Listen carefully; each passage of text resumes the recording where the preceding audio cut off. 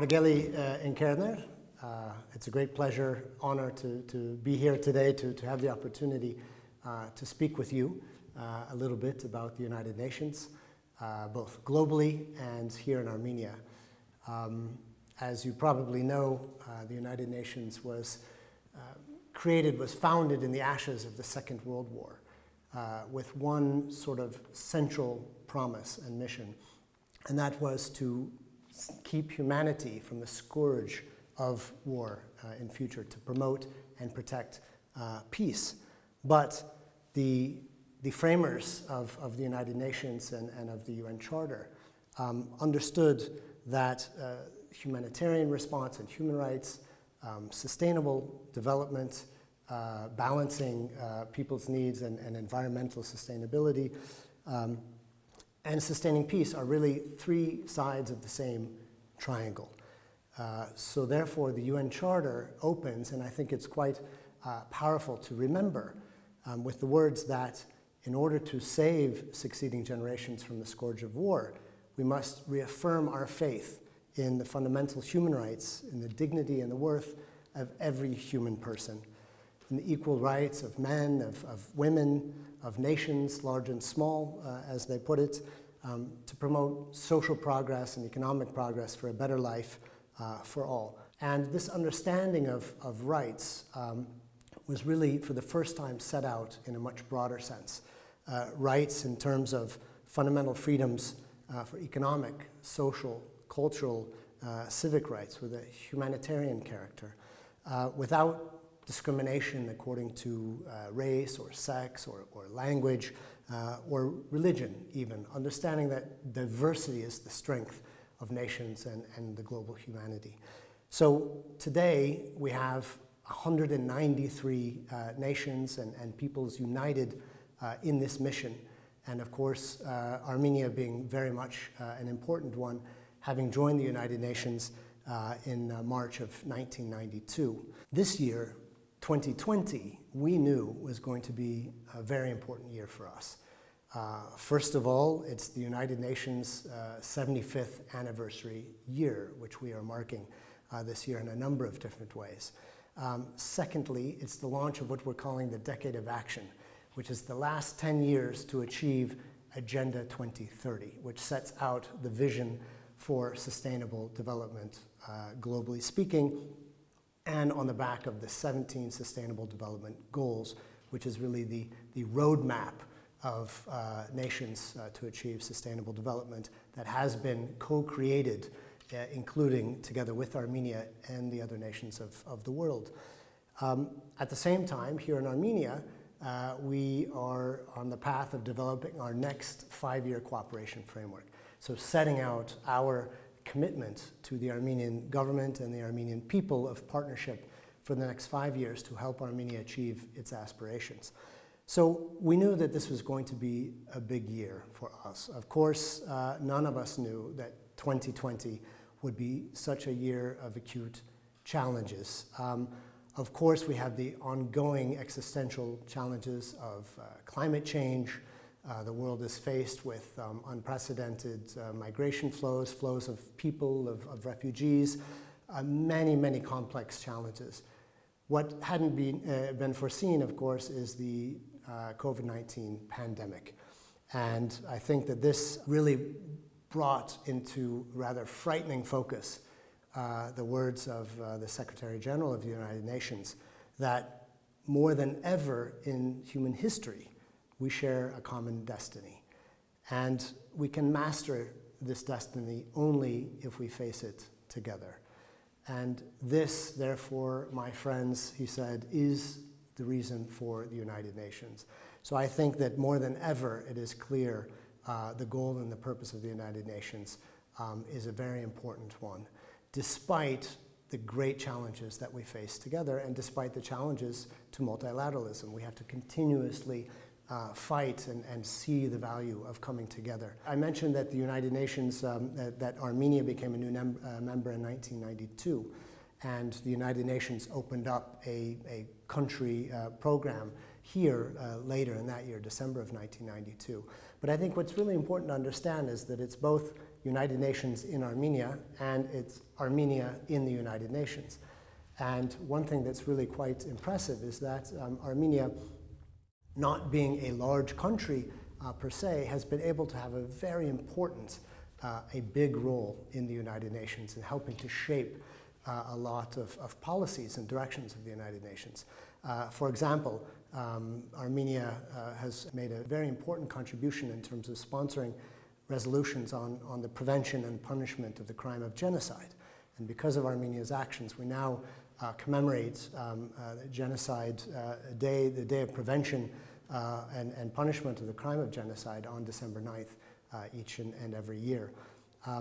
As well, for example, Armenia is now chair of the Commission on the Status of Women, which is the primary international multilateral body that's looking at how to address and move forward gender equality and women's empowerment globally. I think this is also really important. Further, Armenia has recently joined the United Nations Human Rights Council and is also has a new leadership position in ECOSOC, basically the Economic and Social Council of the United Nations. So helping to determine what are those sustainable development goals and objectives as we move forward. So I think it's really quite impressive what Armenia has been able to achieve within the broader United Nations structure. Now, beyond that, the United Nations in Armenia since 1992, for the last 28 years, I think we have really a lot to speak about in terms of important achievements and this journey that the Armenian people have taken and the tremendous changes in the past 28 years. Today, our UN country team, our family, consists of 12 resident agencies, 12 different organizations coming together, 300 staff, over 300 staff on the ground working here together with the partners in Armenia, with the Armenian government, with Armenian civil society, with business, with academia, you name it, non-government organizations. Together, we've been able to achieve quite a lot. And just to give you an idea of some of those achievements, we've helped to introduce new voting technologies. We've helped to work with the CDC in terms of implementing elections in such a way that they have the highest level of transparency, accountability, and trust of the people. We've been able to modernize the border management and to ensure that Armenia has safe and effective and efficient border management in place, systems as well as infrastructure. We've been able to help eliminate mother-to-child transmission of HIV, to eliminate measles, to eliminate polio, to reduce significantly mother and child mortality rates, very, very significantly, to help support the integration of refugees from many, many different countries, more recently especially Syria. We're working now with government partners to prepare for potential flows of migrations, especially Armenian, Lebanese after the tragedy in Beirut most recently. We've empowered women leaders at the local level. We've worked with Armenian society to completely change the way we understand disability and to empower people with disabilities and through inclusive education, through inclusive employment programs, and many others. Providing nutritious daily food to thousands of school children across the country, and working with government to help strengthen the national school feeding program so that they can take on fully that program for future generations. Rural development is a great priority for us, stimulating tourism, but the kind of tourism where local communities can benefit from tourist dollars and from increased linkages in terms of supply chains internationally. Lots of innovation. You know, Armenia is a place of great technological innovation and really a hub and the highest growth sector, the tech industry here, over 20% each year, and with a really great engagement of women. If I'm not mistaken, something like 30% of workers in the tech industry here are women, and that's much higher than the global average. And then, you know, finally, and this really is just a small idea of the kind of work we've been engaged in, helping to strengthen livelihood potential and risk reduction in those communities that are affected by conflict, in those communities that are along the border and tends to, we saw very unfortunately a return to conflict this year as well. And so we're working with many of these communities in Shirak and Tavush and Lori in a completely comprehensive way to improve educational opportunities, to improve economic opportunities, and to prepare for greater resilience in the face of crisis and conflict. So I think, really what I would wish to say is that we now, as we pause and as we look forward to the next 5 years, as we conclude this program and we look forward now to our new cooperation framework, we seek to build on these successes, to gain in terms of lessons learned, and to innovate and to bring in new ideas as we move forward, really in the pursuit of sustainable development goals here in Armenia, in the pursuit of supporting Armenia's national development strategies, Armenia Transformation Strategy 2050 for one, the government program for another, but also really society's aspiration. And how do we know what is the aspiration of society?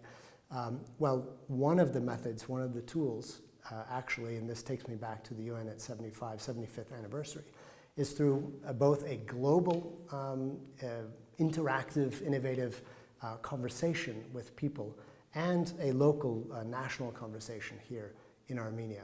One of the tools is an online survey, and so this is an invitation, a warm invitation to everybody, to all of you, to take part in this survey. And you may have heard about it already.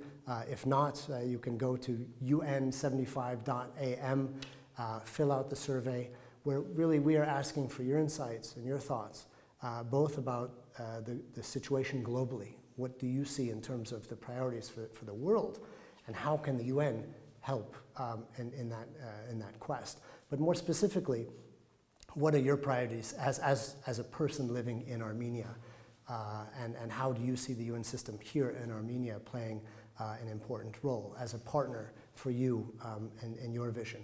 So we are collecting all of this information, we are feeding it directly into our next cooperation framework for the next 5 years. So I think this is really an exciting way to do it, and I'm really looking forward to the new cooperation framework we'll be launching in the context of UN Day of the 75th anniversary, October 24th. I hope that this message is getting out to the young people of Armenia across all regions, girls, boys, all ages, with disability, minorities. Every single person, every single voice is critically important. And the Secretary General, in fact, has mentioned, I mean, it's no accident that the Secretary General mentioned the fantastic example of how Armenian youth have come together to show the world how they can be an important, powerful force for positive, peaceful, democratic change and for universal human rights. And I think we've seen that already very powerfully, and so we wish to continue to really to build and leverage that momentum. I think Armenia has so much to give, so much to share, has already done so globally, and there's so much more yet for Armenia to share. So we're really very, very pleased to be a part of this story. And I guess I would finally just say that, again, understanding where we are now, and that's still in the midst of this global pandemic of COVID-19, that all of these big plans, I mean, COVID has obviously pushed some plans to the side, interfered with many other plans, all of us at the personal level, at the institutional level, but we have been working very hard to support Armenia's response, to help flatten the curve, to help strengthen the healthcare system. We've been working with the Ministry of Health, with Deputy Prime Ministers, with government, to bring in tens of thousands of test kits, of critically important ventilators, other medical equipment as well, to help train doctors and nurses. And we've had WHO classified emergency medical teams coming from European countries with EU support here to work directly in hospitals as well. We've supported the socio-economic response, providing direct food, non-food items, temporary support to vulnerable people in rural areas, people with disabilities, elderly people as well. We've worked with the Ombudsman's Office, Human Rights Defenders Organization, to provide them with the equipment they need to not miss a day of their important work. And we're looking now at how to build back better. In other words, don't try to just get back to where we were before this crisis. That would be a missed opportunity. But rather take advantage of the lessons and come back in a much stronger way, and to push those processes of advancement even faster now that we see how important they are. Applying technologies, for example, in education, because we can't know what are the future challenges that we may face. So it's very important now that the children of Armenia are able to fully take advantage and enjoy the fruits of high-tech education opportunities. It's important that people living in rural areas, people outside of the urban centers, also have opportunities to access technology, because technology is, of course, both the great uniter and divider as we move forward. So we're working with government, with civil society, with our international community partners. I should reiterate that much of what we do is made possible through funding and support from the international community. But we're working all together really to build back better, as I said, and in a way that, and we use the phrase, and a really important phrase, leaving no one behind. That's really what we are about. Because certainly the world advances. We've seen in recent decades billions of people move out of poverty. GDP growth is unprecedented. Stock markets rising in many places. All of this is extremely vulnerable, first of all, to crisis, as we've seen. And secondly, it puts more and more of an important focus on understanding within communities what an important role, how deleterious is the role of inequality. So we are all about ensuring that everybody, and especially everybody here in Armenia, is benefiting from the growth and the opportunity and the very bright future that this country has. And so again, really, it's a pleasure to be able to work with you, the Armenian people.